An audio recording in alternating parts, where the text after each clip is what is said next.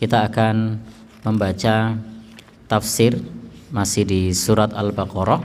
Kemarin terakhir kita membaca tafsir yang terkait dengan menyantuni atau mengasuh anak yatim. Itu di bagian ayat yang terakhir di 220.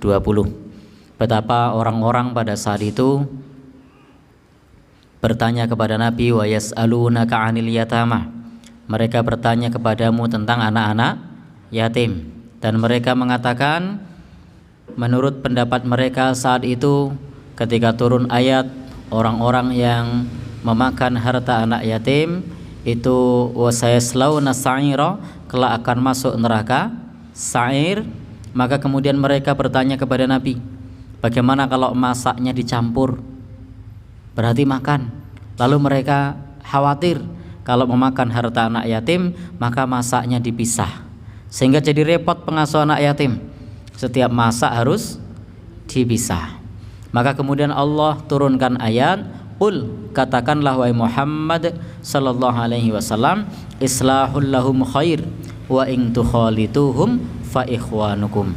Bahwa berbuat baik kepada mereka itu adalah satu kebaikan, dan bercampur dengan mereka, artinya ikhtilat, campur dalam masak, dalam makanan, maka sesungguhnya mereka adalah saudara kalian. Wallahu ya'lamul mufsida minal muslih. Dan Allah Subhanahu wa taala Maha tahu siapa yang hendak berbuat rusak dan siapa yang hendak berbuat baik.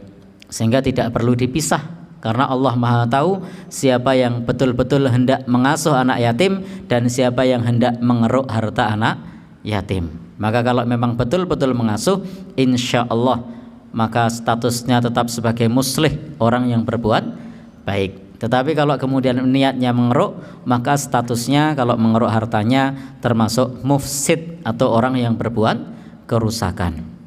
Maka Bapak Ibu yang berbahagia yang dirahmati Allah Subhanahu wa taala, ini ayat yang menjelaskan kepada kita kemudahan bagi orang yang mengasuh anak yatim. Termasuk ada ayat yang kemarin di penghujung taklim sudah kita baca, faman kana faqiran falyakul bil ma'ruf. Jika yang mengasuh ini adalah orang yang fakir, maka dia ikut makan, boleh ikut makan dengan cara yang ma'ruf sebatas kebutuhannya. Artinya kalau yang mengasuh ini bukan orang yang kaya, orang yang fakir, maka ikut makan boleh, falyakul bil ma'ruf. Tetapi Al-Quran juga mengingatkan, wa man kana ghaniyan, barang siapa yang mengasuh itu orang yang kaya, orang yang kecukupan, orang yang mampu, falyasta'fif, hendaknya menahan diri dari mengambil harta anak yatim. Maka kalau Bapak Ibu ada relawan yang mengasuh anak yatim, yang mereka hidupnya juga pas-pasan, lalu pada saat jam makan bersama dengan anak yatim, makan saja tidak apa-apa, karena ini tidak termasuk zalim, karena memang termasuk orang yang fakir atau orang yang tidak mampu.